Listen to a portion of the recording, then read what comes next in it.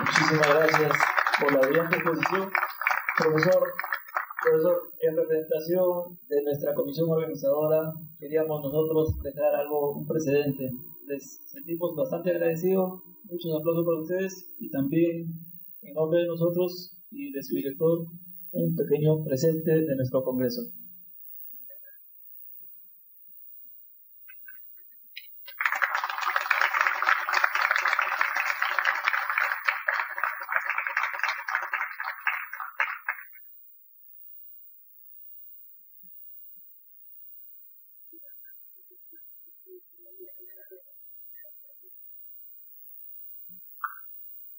Agradecemos la participación de nuestro coro, que creo que esa grabación va a ser inolvidable por los temas tan sentimentales.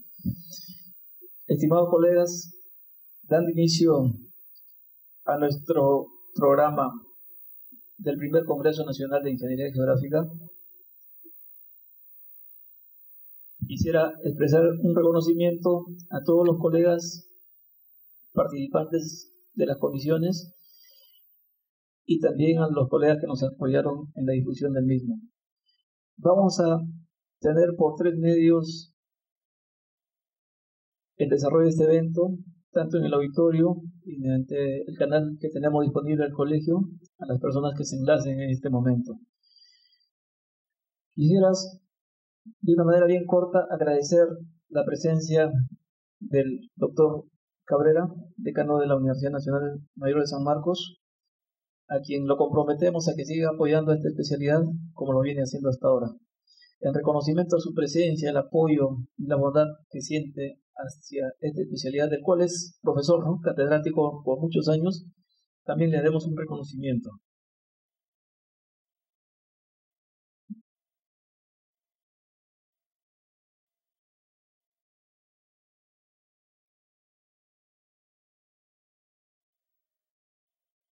De igual modo, a nuestro colega ingeniero Enrique Eduardo Espinosa, que viene en representación del doctor Oscar Lagravere, decano de la Universidad Alas Peruanas.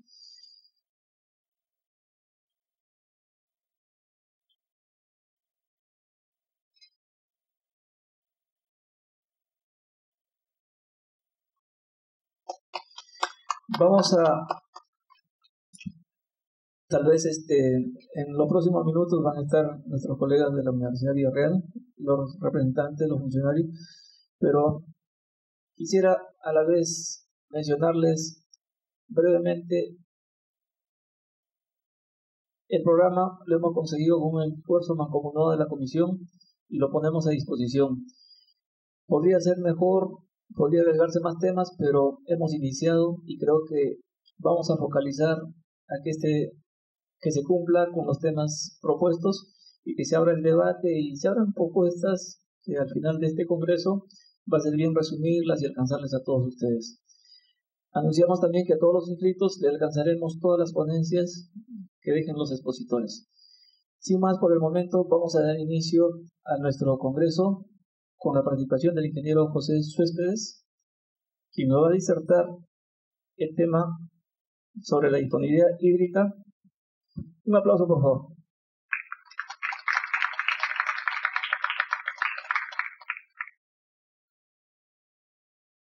Muy buenos días.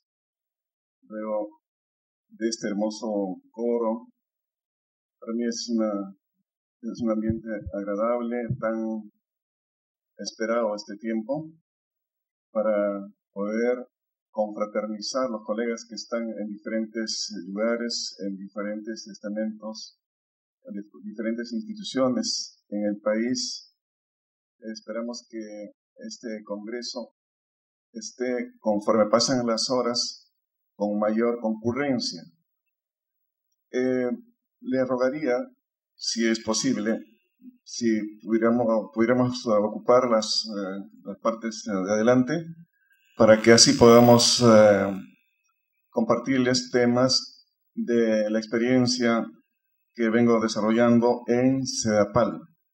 Algunas décadas, ya en total estamos años, básicamente en los temas de desarrollo de recursos hídricos. Un área de CEDAPAL se llama proyectos especiales. Estuve al frente de esta área hasta el año 2007. Ahora estamos con el cargo de especialista de proyectos especiales. Mientras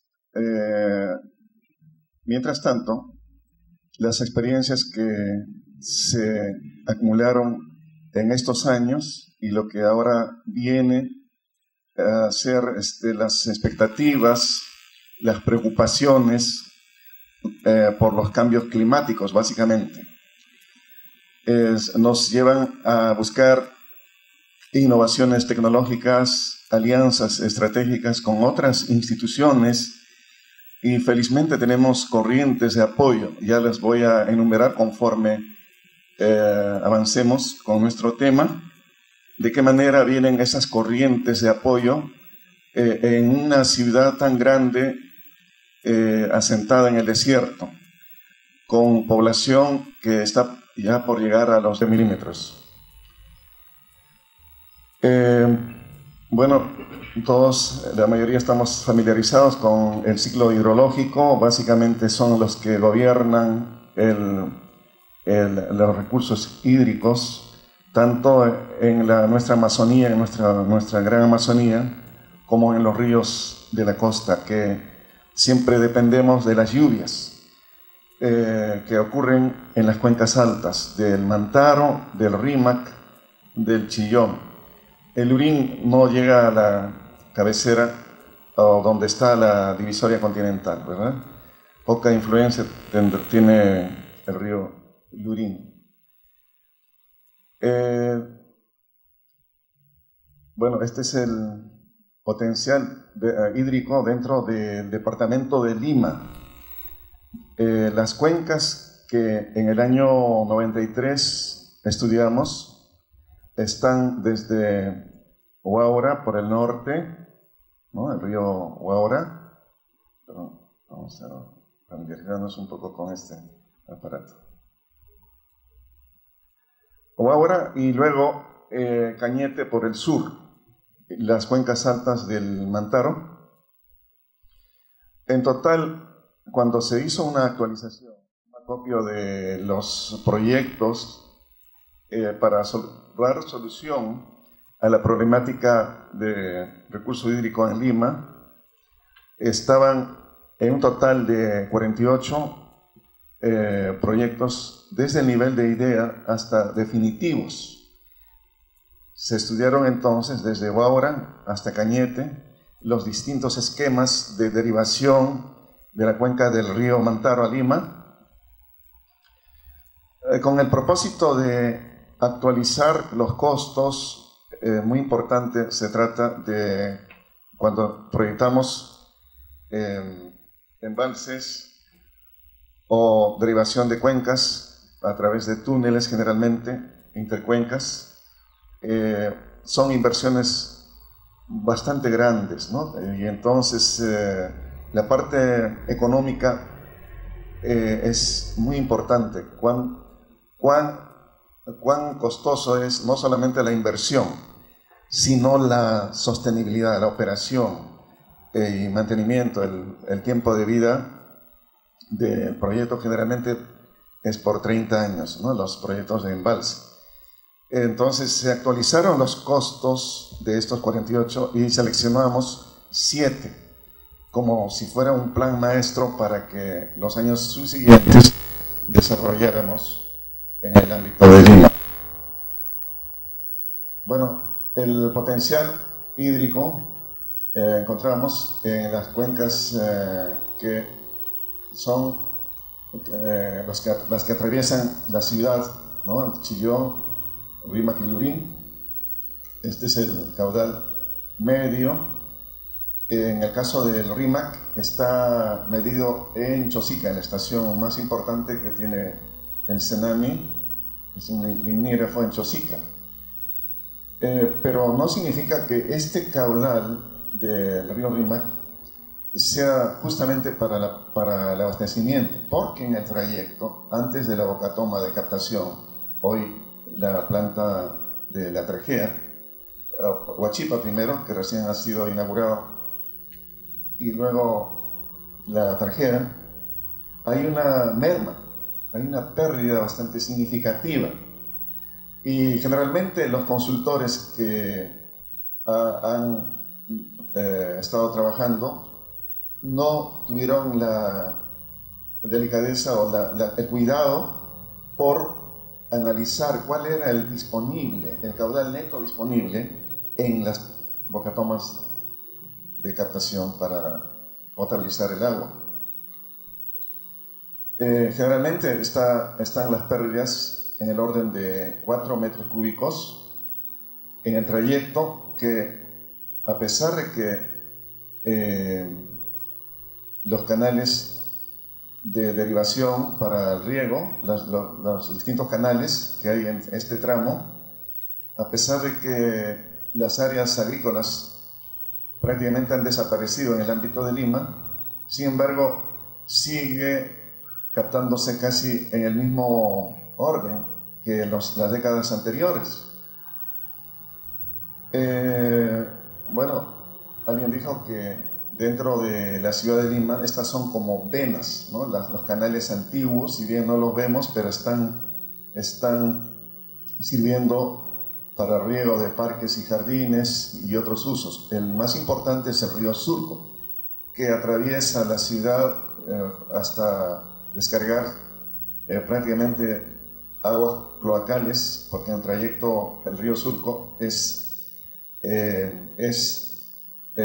utilizado para verter desagües domésticos aún industriales.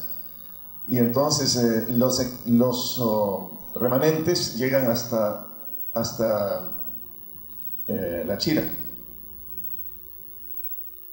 Bueno, hablábamos entonces de pérdidas, no considerar este caudal medio, sino lo que es neto en las bocatomas para abastecer a la población de Lima. Tenemos que considerar el contexto, ¿no? de cómo están los recursos hídricos. Generalmente, más allá de los 4.000 metros, son las áreas de notable precipitación.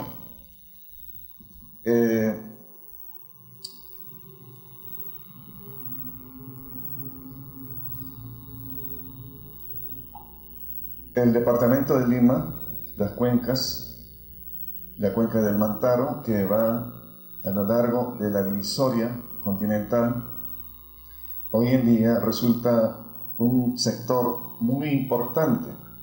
¿Por qué? Porque nuestras reservas de agua en embalses construidos generalmente aprovechando el vaso natural de las lagunas, llegan a constituir el 62% de las reservas en total, con las que están en la cuenca del río Rímac, con 15 lagunas en Santa Eulalia y una represa Yuracmayo que entró en operación en el año 94, llegan a un volumen de 330 millones. de los cuales el 64%, el 62% está en la cuenca del río Mantaro. Veamos también cómo crece la ciudad, ¿no? Estas son las características del tamaño. Hay 49 distritos, de los cuales 3 no están administrados por CEDAPAL.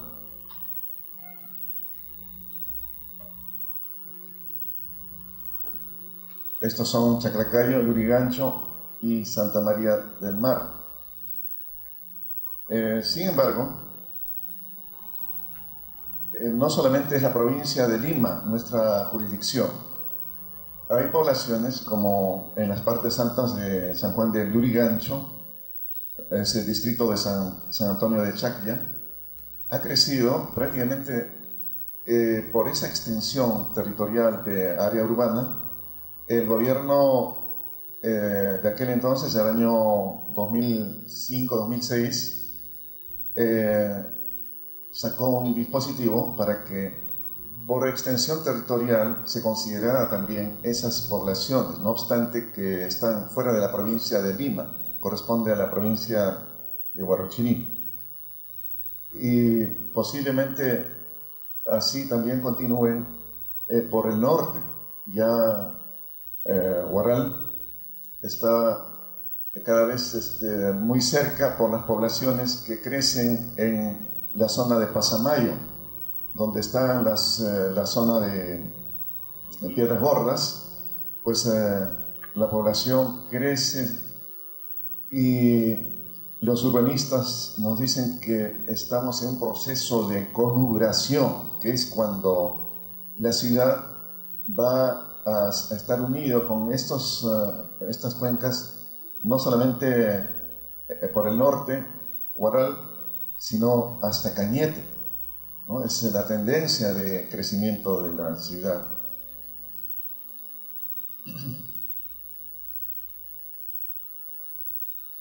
Acá podemos ver en las áreas, ojalá, por eso les decía, si estuviéramos un poco más cerca para que puedan visualizar la imagen. Es muy importante esto. Tenemos áreas que abastecemos exclusivamente de la trajea, otros de manera combinada, sobre todo en periodos de avenida, solamente con pozos, y en estiaje, en avenida con agua superficial tratados en las plantas, porque el problema en avenidas no es sino tratar lo más que se pueda, y también la demanda crece. En estiaje es el problema. Entonces los riesgos, la vulnerabilidad de los recursos hídricos es precisamente están enmarcados en este periodo de estiaje, ¿no? De mayo a noviembre. En este periodo tenemos que hacer uso mayor de los pozos. Luego hay una tercera planta en Chillón, que a partir del año 2002 viene funcionando, viene operando. Entonces ahí podemos ver el área de influencia, el área servida de esta planta, Puente Piedra generalmente, y 5 distritos en total.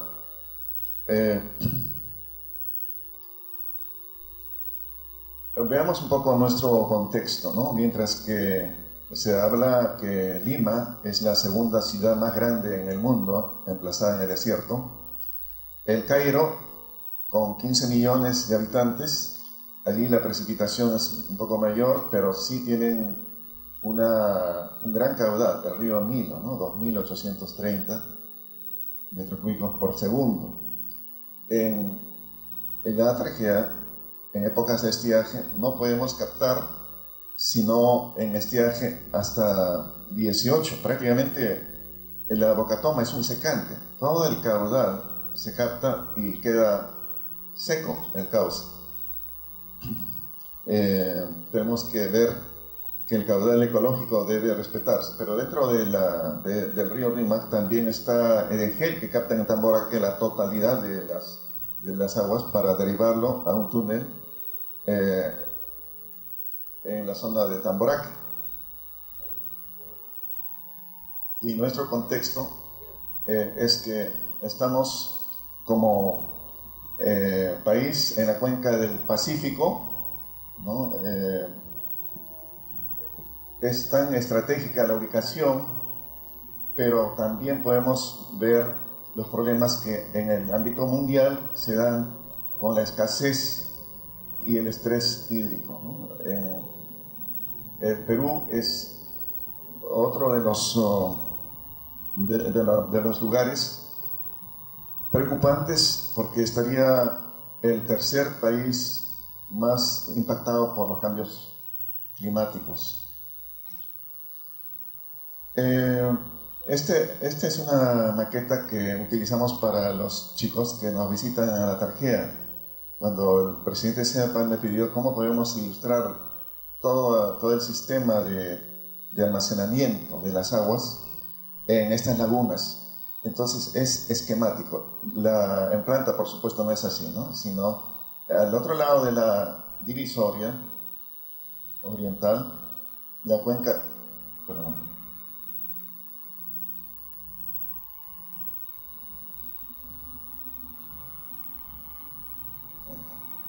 La divisoria, entonces,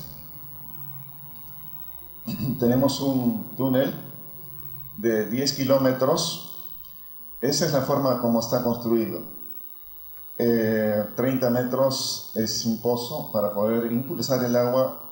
Llegan a través de dos canales, confluyen dos canales para impulsar el agua contra corriente y luego la caída. La capacidad es importante. Voy a detenerme un poquito en este túnel, porque es el único que nos conecta con las aguas de la cuenca del río Mantaro. Fue construido en el año 57 al 63, en ese año entró en operación como marca 1, pero la capacidad es de 14 metros cúbicos. Debe periódicamente tener un mantenimiento, pero al parecer desde el año 92 no lo está debidamente. Y ya habría habido algún derrumbe o algún problema, ya en este caso cuando hay problemas de orden hidráulico, se tiene que analizar y hacer consultas a los expertos. Vean, me habría gustado para acercarme.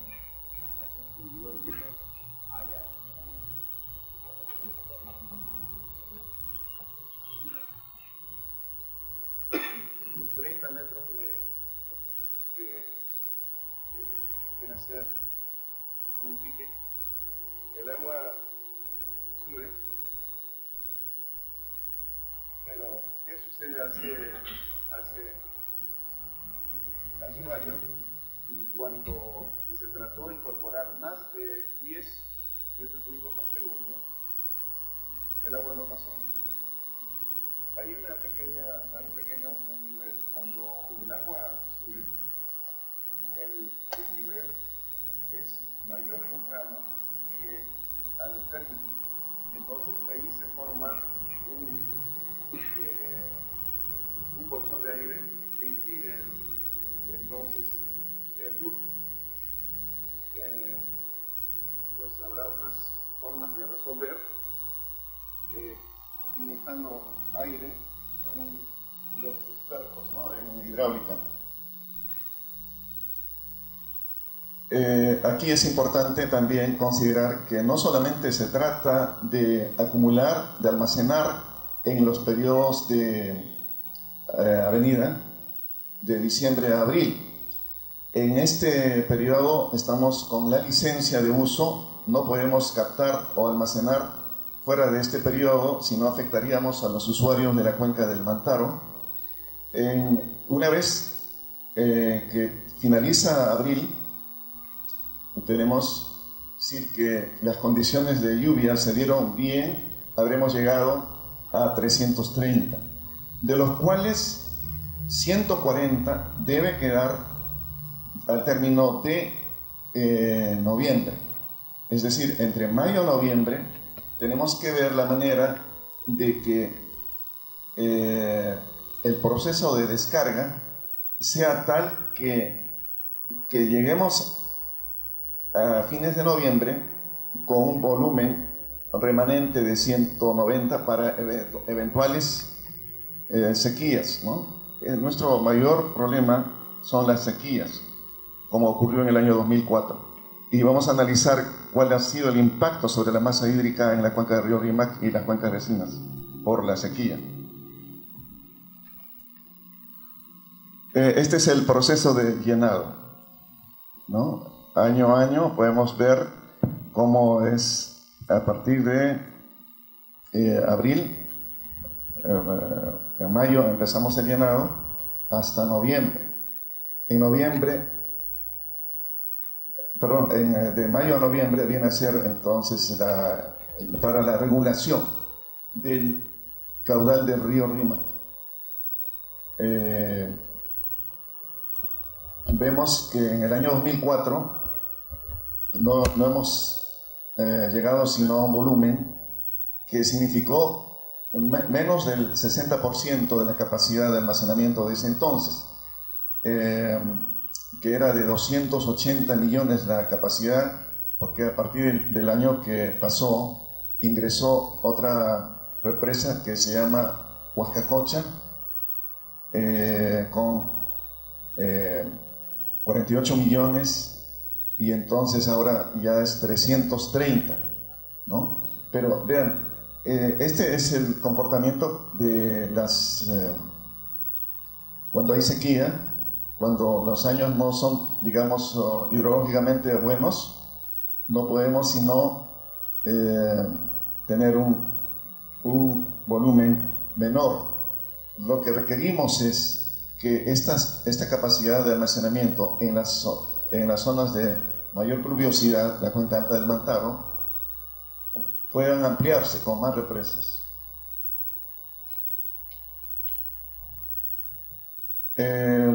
Entonces, vemos que hay dos ríos, el Chillón, el Urín, no son regulados. El Rímac sí, gracias a esta forma de almacenamiento, ¿no? El Iracomayo, el marca Pomacocha, donde está llamado el marca 1, marca 3 y marca 4 como Huascacocha. Cuando hacemos un promedio de las descargas del río Rímac, considerando aún aquellos años que no entraban todavía sistemas de regulación, solamente estaban las 15 lagunas en Santa Eulalia, no estaba Lluragmayo, ni marca 1, ni marca 3, el promedio de la descarga en estiaje llega a 13.41, ¿no? En la Tarjea. Pero con el ingreso de estas formas de regulación, las represas de marca 1, Lluragmayo y marca 3, el promedio sube. Ese promedio 20.5, quiero enfatizar, es en Chosica. Cuando llega a la Tarjea, pues no podemos procesar sino 17.5. Por más esfuerzos que se hace para que las pérdidas no se den en el trayecto por los agricultores, pero también hay que considerar que hay un proceso de infiltración en el acuífero. Este cuadro es para que veamos el contexto de ciudades grandes.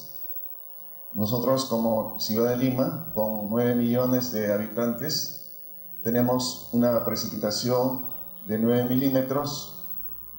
El agua no facturada está en menos de 30. Lo ideal es que consideremos como 25. Es utópico decir que una vez tratado y distribuido dentro de la población, las pérdidas en los sistemas de distribución van a llegar a cero. Eso es imposible.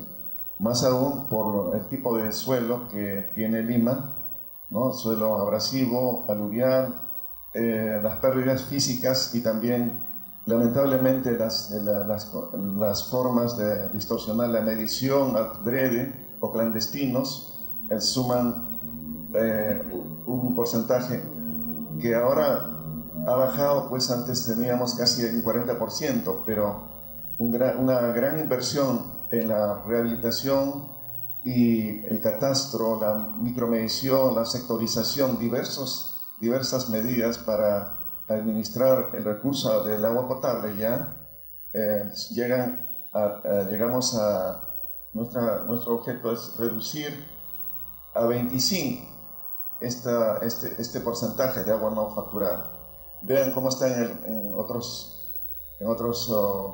ciudades. El más cercano o similar al nuestro es Santiago, donde la capacidad de almacenamiento es 900 millones de metros cúbicos. Y nosotros casi la tercera parte, y la población es mayor acá. Considerar esto es importante para que podamos estar enmarcados y de alguna manera preocupados no solamente en ver la actuación de CEDAPAL, sino con participación muy activa. Estamos en estos momentos con diferentes universidades que se suman para ver de qué manera podemos, de manera científica, administrar, hacer una adecuada gestión y también considerando los aspectos sociales. Hay mucho campo para la universidad y sobre todo el área de ingenieros geógrafos. La variación de la masa glaciar, esto es tan notable. Para nosotros es muy importante esta laguna que se llama Antacoto. Hasta el año 96, 97, la capacidad de Antacoto era de 45 millones. Tuvimos que traer abajo los diques y levantar de 6, que era antes, a 18 metros de altura. Para llegar a tener una capacidad para lograr el almacenamiento de 122 millones solamente en esta laguna.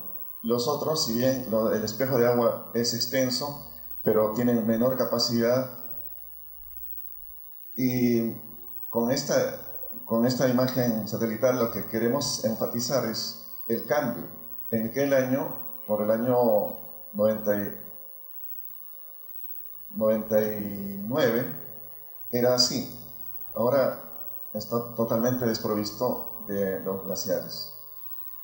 Entonces, las cuencas altas de los ríos Mantaro y Rímac incluyen glaciares humedales y bofedales, ecosistemas que actúan como reguladores naturales que almacenan la precipitación durante las épocas de avenida, facilitando a su vez el suministro de agua a lo largo de las cuencas, ¿no? Durante las estaciones de estiaje. Los puquiales, los ojos de agua ya se ven más aguas abajo. Pero a propósito, quiero señalar esto.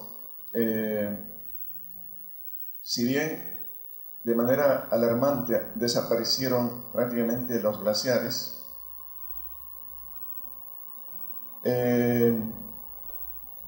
felizmente tenemos dentro de la cumbre de la cordillera, rocas calizas que por la acción de la lluvia hacen un proceso de karstificación. Permite que se almacene a través de los intersticios, ¿no?, de este tipo de rocas calizas, sobre todo Humasha.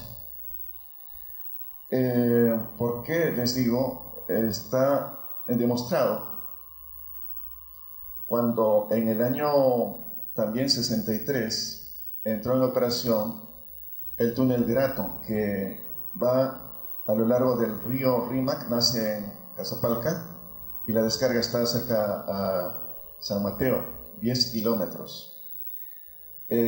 Con una campana de 500 metros, o sea, entre la superficie y el nivel del túnel era de 500 metros. Se construyó como una solución para mejorar el laboreo minero, porque toda vez que se hacían socavones se llenaba de agua. Entonces algún ingeniero americano tuvo esa idea de hacer un túnel dren, y medimos entonces la salida de estas aguas del Grato, previo mapeo geológico e ingreso, y también análisis de muestras isotópicas que fueron llevados a Viena, Austria, en convenio con el IPEN, para ver el origen de las aguas. Entonces es muy interesante los resultados que se dieron. Estas investigaciones se dieron allá en los años 94 al 96 del túnel Grato, para determinar cuál es el origen. Definitivamente la influencia del Atlántico es importante. Las lluvias que por trasvase llegan a estas zonas de Casapalca son los que permiten la infiltración. Y antes de que se pase, digamos, al sector privado Centromin, es que nos ha dejado unos estudios para ampliar con el propósito de ir sacando más volumen de agua. Entonces nuestro proyecto ya sea para ese estudio, y esperamos en el futuro ampliar el túnel de 10 a por lo menos 4 o 5 kilómetros para poder incrementar el caudal. Bueno, este tipo de rocas también encontramos por la zona de la Cordillera de la Viuda. Si tan solo construyéramos, a decir de un ingeniero de minas que trabajó por muchos años por aquel sector, por el Sindicato Minero Río Payanga, si construyéramos el túnel que atraviese la Viuda, entonces tendríamos por lo menos 2 cubos de incremento o de captación o de generación para incrementar el caudal del río Chillón. Otro problema que se ve es grave, gravísimo, es la contaminación, ¿no? Ya de esto están ustedes familiarizados porque la prensa nos ayuda a difundir cómo están, por ejemplo, Guaycolor, que es una quebrada seca. Sin embargo, si vamos en estos momentos podemos encontrar el caudal totalmente concentrado de desagües industriales, ¿no? Y a propósito, es preocupante cómo algunas autoridades municipales que están cercanos a la provincia de Lima están tratando de aprobar zonas como lotización industrial, precisamente en la cuenca del río Guaycolor. Tengo ahí un expediente de casi 1.500 hectáreas para lotización industrial en área que no está dentro de la jurisdicción de SEAPAL, para que pudiera hacerse, digamos, de una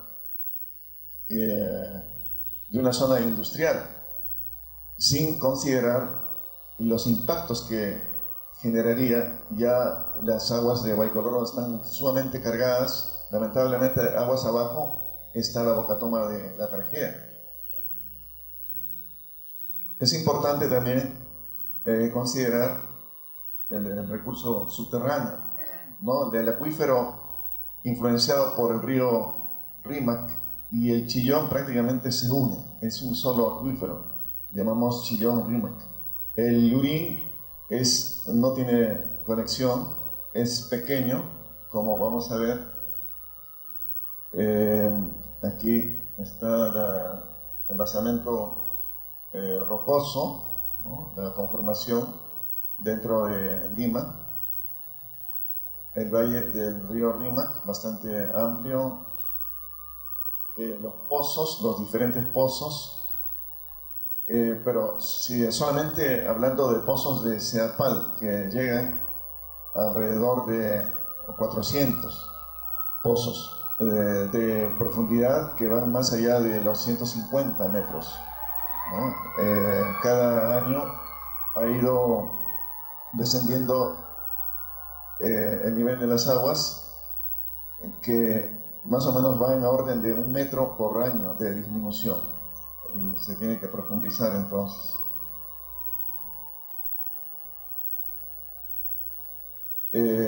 Estas son las secciones hidrogeológicas del Chillón. Y el del Lurín. Aquí es la zona de Chorrillos, Miraflores. De manera antitécnica están los edificios tan cercanos al acantilado. ¿Qué ocurriría con un sismo, ¿no?, de 8 grados? Esta es la manera como estamos induciendo la recarga. Años atrás, hasta fines de los 70, la ciudad de Lima tenía áreas agrícolas, importantes áreas agrícolas, y estos se constituían en áreas de recarga. Al desaparecer estas, tenemos que poner nuestra atención solamente en el cauce de los 3 ríos. Empezamos con el río Rímac, con un proyecto piloto de medio kilómetro mediante la construcción de umbrales, ¿no?, de concreto, ensanchando el cauce en 500 metros, cada 100 metros transversales, para que en periodos de avenida se extienda el espejo de agua a lo ancho del cauce, a fin de que éste pueda producir, o de esta manera pueda inducirse la recarga. Luego, en el año 96, con el estudio a nivel de piloto de 500 metros, prolongamos hasta un tramo de 6.5 kilómetros. Tenemos 65 pantallas construidos de la Bocatoma aguas arriba, y lo que debe hacerse es, al término de las avenidas, todo lo acumulado, los materiales que acarrea el río, sean retirados, sean nivelados mediante corte y nivelación, para que quede estas pantallas con un nivel saliente, a fin de que los siguientes periodos de avenida pues tengan este mecanismo de recarga. Así es como se aprovecha. Entonces son volúmenes bastante cuantificables, con mediciones muy precisas. En el Chillón y en el Rímac tenemos un cierto abandono porque no se está haciendo el mantenimiento debido, pero en forma general podemos decir que hasta antes que ingrese nuestro proyecto de Marca Pomacocha, Marca 3, con la represa Antacoto, que entró en el año 2000, ya la intensidad de uso de las aguas subterráneas fueron menores.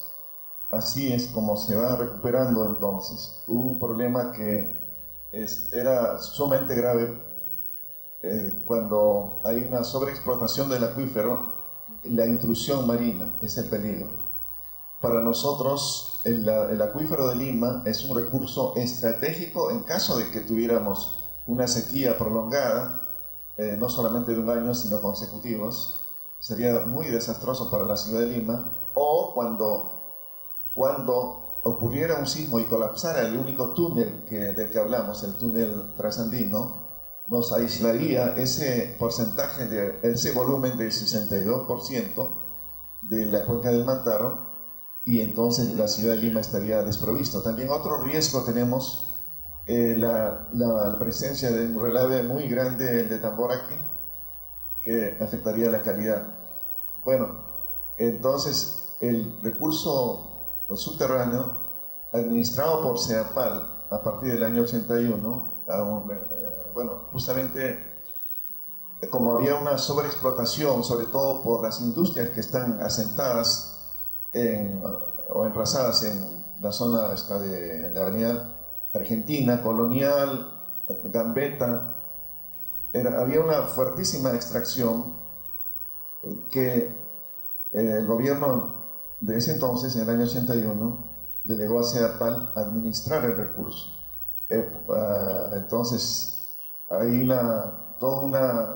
un sistema de mediciones en todo el ámbito del acuífero de Lima, y también se impone una tasa para que así el uso, la mayor explotación, un mayor pago hace que la explotación no sea tan desmedida. Aquí podemos ver el caso del Chillón, cómo rápidamente en los periodos de avenida se recupera, ¿no? Cuando llegamos a noviembre baja, pero en avenida se recupera. Y esto medido desde el año 92 de manera muy precisa. Podemos decir entonces, todo este volumen es lo que representó la explotación gracias a este sistema de recarga inducido.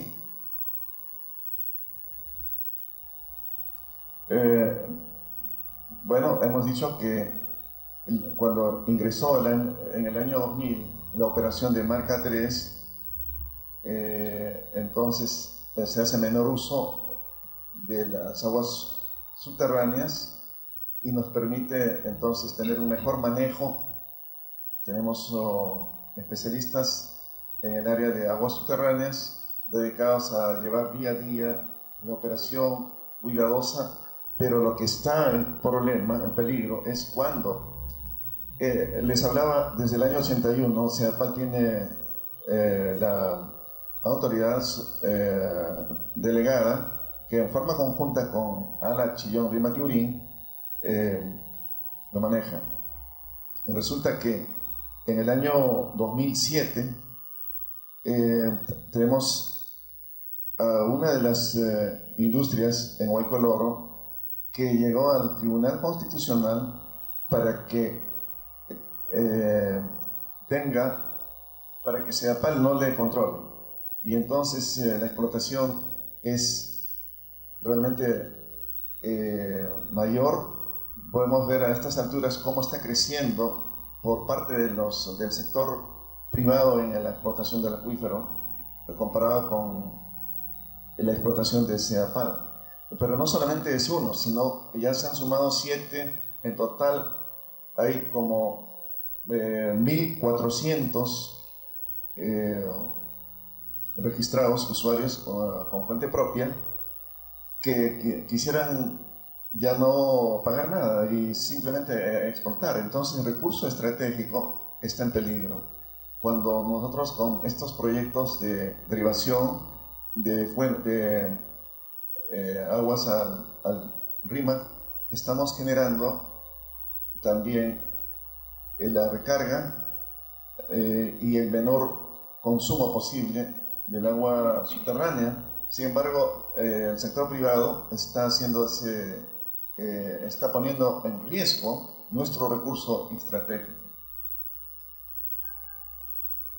Ahí podemos ver el balance, ¿no?, de cuánto significa la explotación por CEAPAL y los privados. Casi va por ahí, ¿no? Y digamos, cuando se hizo los estudios dentro del contexto del acuífero Chillón, Rímac y Lurín, la recomendación que tenemos es que mantengamos no más de entre 6 y 7 la explotación metros cúbicos por segundo, incluyendo al de los privados, para que pueda mantenerse así como recurso en casos de emergencia para explotar hasta 12 en casos de emergencia, siempre que tengamos estos rangos, ¿no?, de explotación, 6 o hasta más, no más de 7.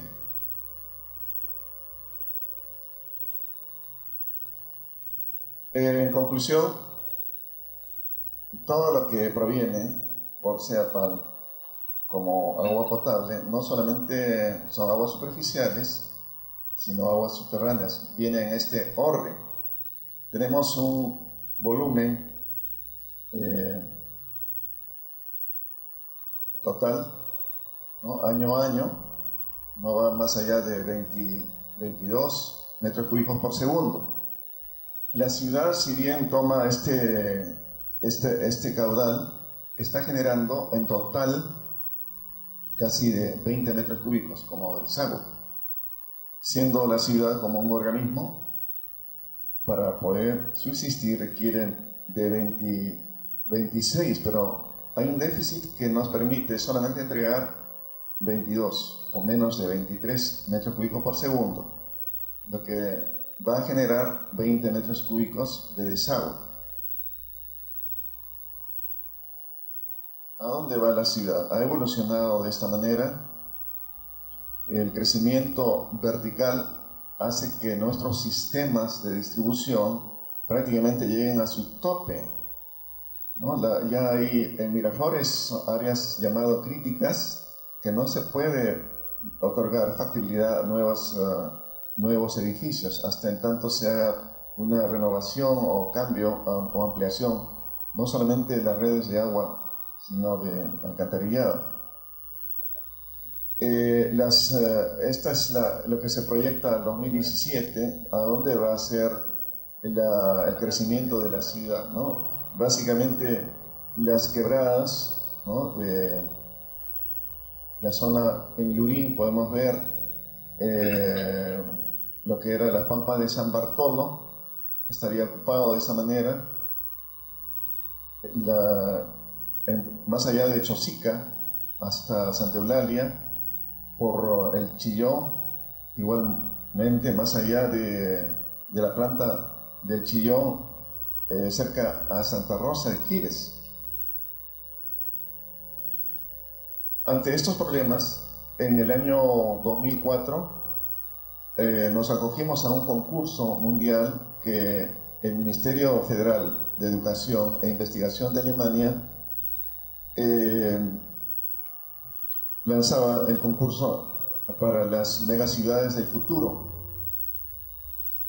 en condiciones, en estas megaciudades del futuro que están afectadas no solamente por la crisis del agua como consecuencia del cambio climático, sino también otros problemas ecológicos, de transporte, calidad de vida en las megaciudades.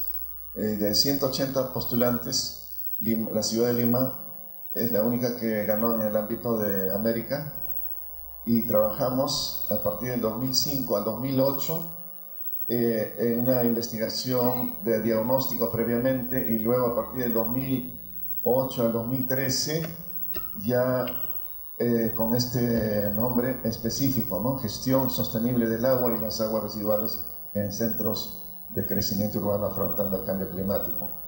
Es muy amplio, ha sido muy interesante que el 14 de abril de este año, justamente en este ambiente, tuviéramos la presentación final de este trabajo de investigación.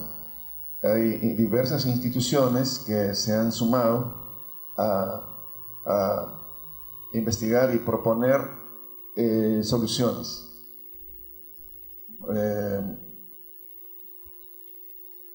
El problema, decíamos, cuando hay sequías. Cuando hay sequías, el impacto en la masa hídrica va a ser muy fuerte si es que el río no está regulado. Es decir, no hay represas que permitan generar un caudal incremental en estos periodos de estiaje, pero la masa hídrica total anual es tal, comparado, por ejemplo, la sequía última en el año 2004 con el del 92 año 1992.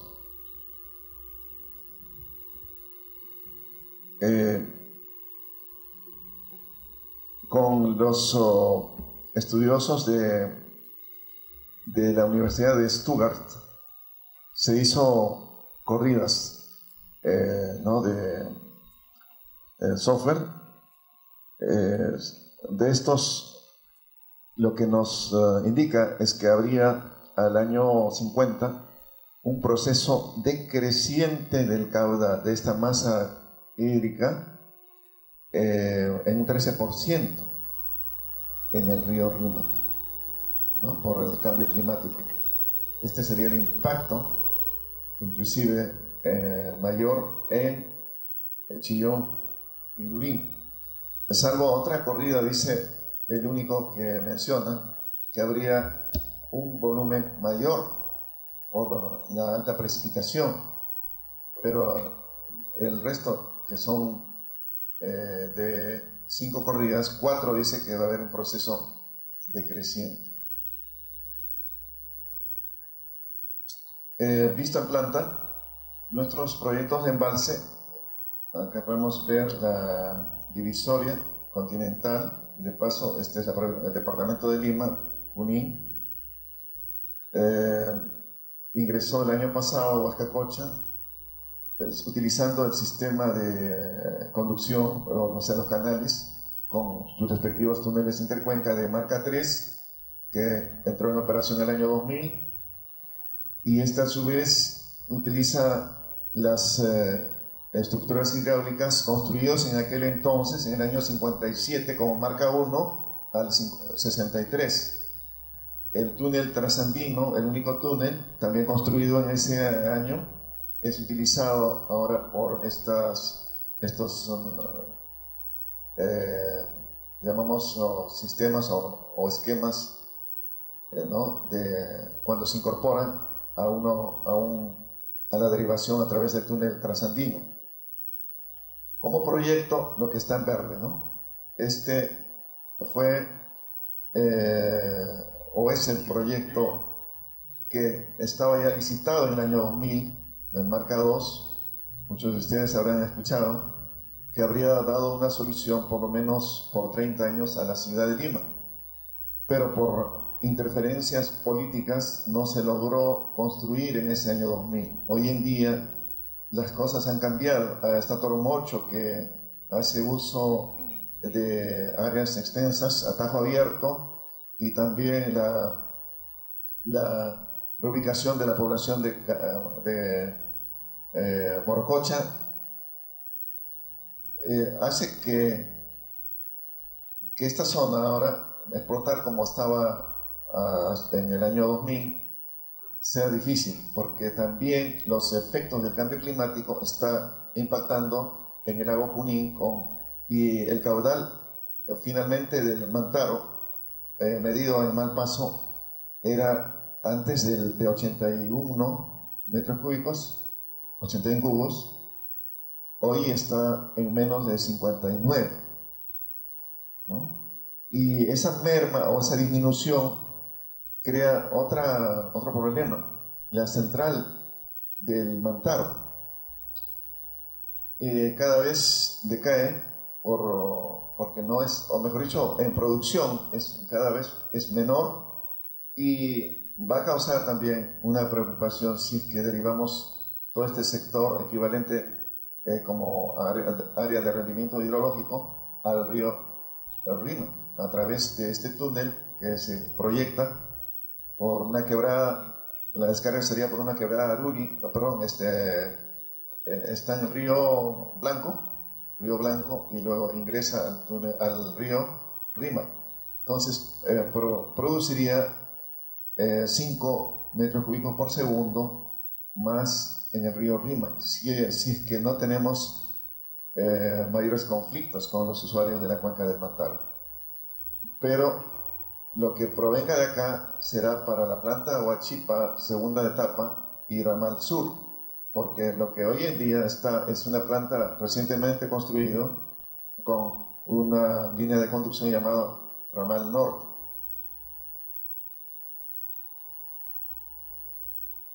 Y vemos también que para Lima Sur, los balnearios, está este proyecto Provisur. Provisur es por primera vez estaríamos utilizando agua de mar, una planta desaladora, que a partir del 2017 estará entrando en operación inicialmente con 270 litros por segundo para los balnearios y luego de 5 años 400 litros por segundo. Probablemente en el futuro tengamos que ver el mayor uso del agua de mar, aunque los costos son mayores, por supuesto. Cuando participamos en estos proyectos, que son desde el año 64, a la cabeza de la comisión Marca Pomacocha, en ese año 64 estaba el ingeniero Edgardo Quintanilla, que es un gran amigo, ahora ya tiene ya cerca de los 90, pero está tan consciente, me acompañó una vez en un evento como por el Día Mundial del Agua en el local de la Avenida Arequipa, y tuvimos que en ese año que vimos este tema del agua para Lima, estaba presente el ingeniero Quintanilla y mi hija de 15 años. Teníamos que empezar la conferencia pidiendo perdón a esta generación representada en mi hija, porque no habíamos logrado en 40 años cristalizar este proyecto que desde el año 65 había presentado el ingeniero Quintanilla. La construcción del túnel es de 10 kilómetros y el costo era de 116 millones, pero hoy en día todo esto está por más de 200 millones. Y recién estaría entrando a construirse en el 2016 para entrar en operación en el 2019. Vean ustedes que proyectos de esta naturaleza tienen una larga maduración, no es tan sencillo. Celebro que lo hayamos construido en el año 99 el Marca 3. Ojalá que alguno de ustedes se interese en ir a visitar la zona, porque realmente es muy interesante de ver todo el sistema de conducción, de almacenamiento, el túnel trasandino. Y estas aguas derivadas son conducidas, inicialmente fueron construidas por Electro Lima y conducidas a través de túneles,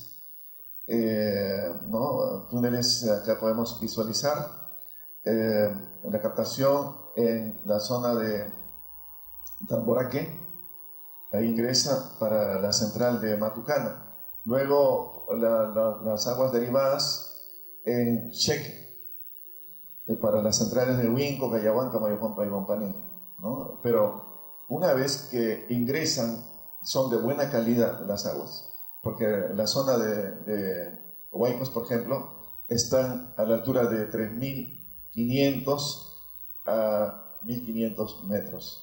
En cambio, la captación está por encima de los 3.500 en Tamboraque y también en Cheque. Pero ¿qué ocurre?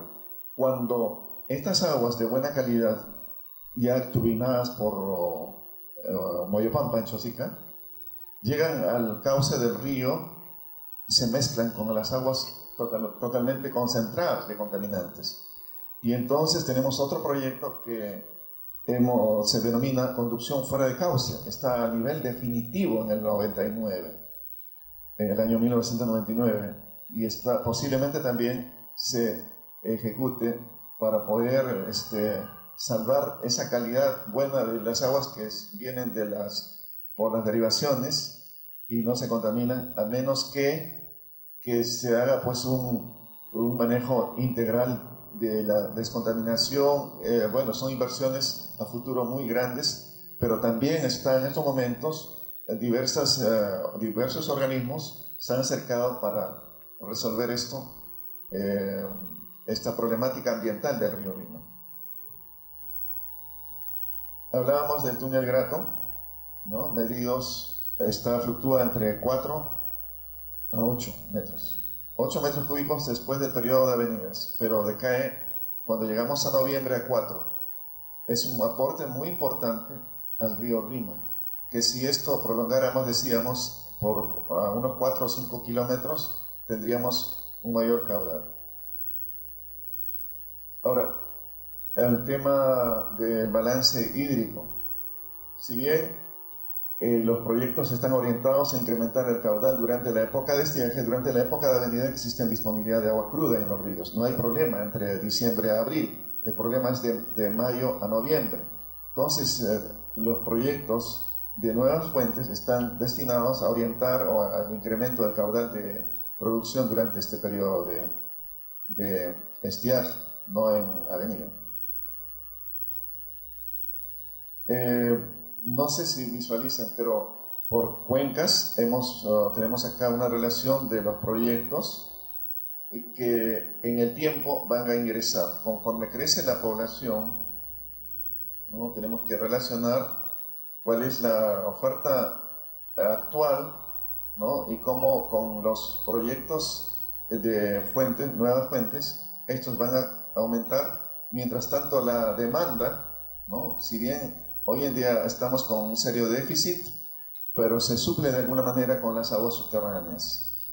Y tenemos que a lo largo de los años, al año 40, resolver de esta manera con el ingreso de nuevos proyectos para afianzar básicamente el río Rímac aún más, el río Chillón, que no está afianzado, no tiene ningún embalse, pero hoy en día se está haciendo estudios para ubicar uno que ya había sido estudiado, nosotros participamos en eso en el año 97, en una zona de Jacaibamba, cerca de La Viuda, pero el problema, el riesgo es que desde Jacaibamba a casi a 4.200 hasta la Bocatoma, que está a 400 metros sobre el nivel del mar, sería un secante el trayecto por los agricultores.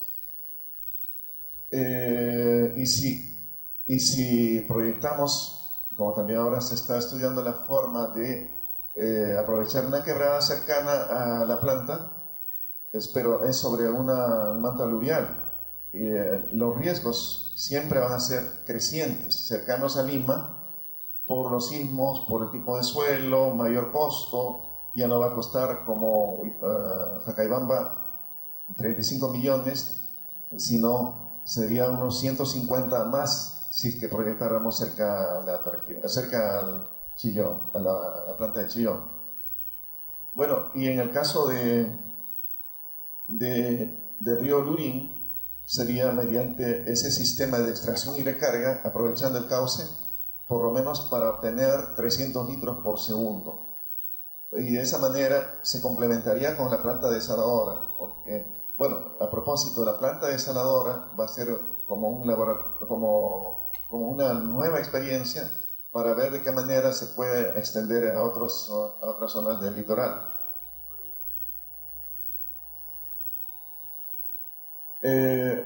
Y la participación privada es esta, ¿no? Provisur es uno de los proyectos que entra con la participación privada, ¿no? Este es el costo de $200 millones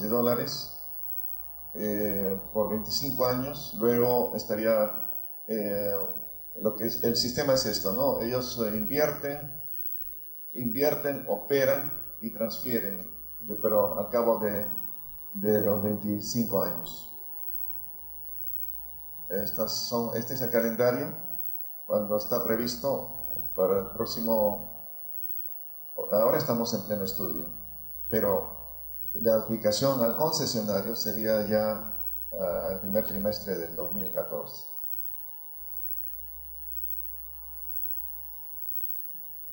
En el Chillón, hablamos algo que para regular sería el Jacaibamba y un segundo más, pero antes, si es que vemos que hay dificultades, hay riesgos, hay mucha vulnerabilidad, de diferente orden, tendremos que ver la cuenca vecina, el Chancay Guaral. Entonces, estamos también estudiando esta cuenca para ver, en definitiva, cuál es más conveniente para Lima Norte. Si regular el río Chillón o hacer un embalse en Chancaybaral y una combinación con aguas subterráneas en la parte baja.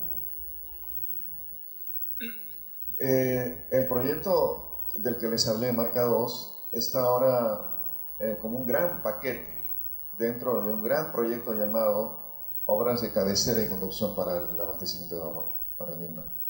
Básicamente, como se ha conceptuado, Marca 2 desde el año 65, con estudios de factibilidad en el 96, definitivos en el 97, 98, y ya estaba licitado en el año 2000. Ahora se va a tener que actualizar los estudios y las aguas derivadas hasta 5 cubos estaría siendo tratada en una planta que también se construiría en una segunda etapa, Miramar Sur. Todo esto significa 400 millones de dólares. Y esta es también la proyección de las plantas, ¿no?, de agua. Tiene una capacidad, pensando que en avenida debe tener esto, pero en estiaje, por supuesto, no es, sino mucho menos, ¿no?, el tratamiento. El tiempo ya se me venció y quería compartir esto con ustedes, no sin antes de ver las conclusiones, las recomendaciones, ¿no? Las redes están acá. Siento que se me haya ido el tiempo, pero las conclusiones, ¿no?, aquí.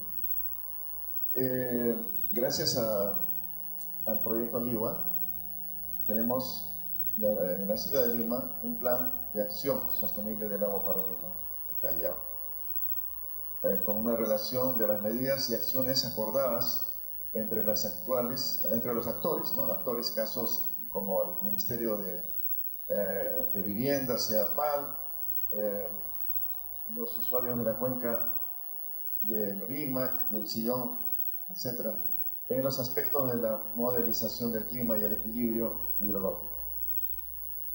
La evaluación de los modelos de las tarifas de agua, el desarrollo, ¿no?, urbano, en este caso mucho tiene que haber un acercamiento con el Instituto Metropolitano de Planificación, que recién está elaborando su plan de desarrollo urbano. En cuanto a las tarifas, efectivamente ya está dando frutos. Los resultados de, por ejemplo, aplicar la tarifa no tan baja a los municipios, porque estos utilizaban el agua potable para riego de parques y jardines. Ahora, con una tarifa que ingresa, que es vigente a partir de enero, es mayor, van a verse obligados a utilizar el uso o el reuso de las aguas servidas, ¿no? Tenemos también otra conclusión. Hay bastante digamos, material de estudios, de investigación, enseñanza, módulos sobre diversos temas relacionados con el agua y las aguas residuales, ¿no?, el reuso. CEAPAL cuenta con un software muy importante llamado LIWA-Tool, que es un simulador de los sistemas de agua, ¿no?, desde la captación, la conducción, el tratamiento, en la distribución, las aguas residuales. Todo es para poder manejar con el LIWA-Tool, ¿no? Próximamente van a estar entregando los alemanes esto que ha sido construido expresamente para la ciudad de Lima. Y luego un manual de la metodología del proyecto de LIWA a otras ciudades para que sean replicables en otras ciudades, no solamente en nuestro país, sino en otras ciudades de la región. Las recomendaciones es con respecto a la protección de los acuíferos de Lima, ¿no? En lo que les hablaba, hay un sector privado que hace uso, más allá de lo lo proyectado, de lo que habíamos pensado, gracias a unas demandas que les fue favorable por el Tribunal Constitucional. Pero tenemos, como geógrafos, tenemos que ver que cualquier proyecto de ampliación de fuentes debe estar enmarcado dentro de la gestión integrada de los recursos hídricos de la costa. La participación interinstitucional y multidisciplinaria es muy importante, ¿no? Ojalá que a lo largo de los próximos meses puedan en este mismo lugar tratarse temas relacionados al agua y con colegas de diferentes disciplinas. Y también la vulnerabilidad del acuífero es tal que ya mencionamos, que requiere un tratamiento especial y mayor recarga inducida para que este recurso tan importante para la ciudad asentada en el desierto sea descansemos, mejor dicho, y los riesgos de las sequías y los sismos no nos asusten tanto si tenemos un recurso aquí en el subsuelo. Un ingeniero hidráulico decía que este es un acuífero, es como un reservorio aluvial que permite que inclusive los suelos de Lima estén más sólidos si tenemos agua en este gran depósito aluvional, ¿no? Bueno, tal vez tengan alguna pregunta, no sé cómo es el mecanismo. Bueno, agradeciendo la exposición del ingeniero Josué Céspedes, tal vez alguien quisiera participar. De lo contrario, como el ingeniero nos va a acompañar en los próximos días, podríamos hacerle las consultas del caso.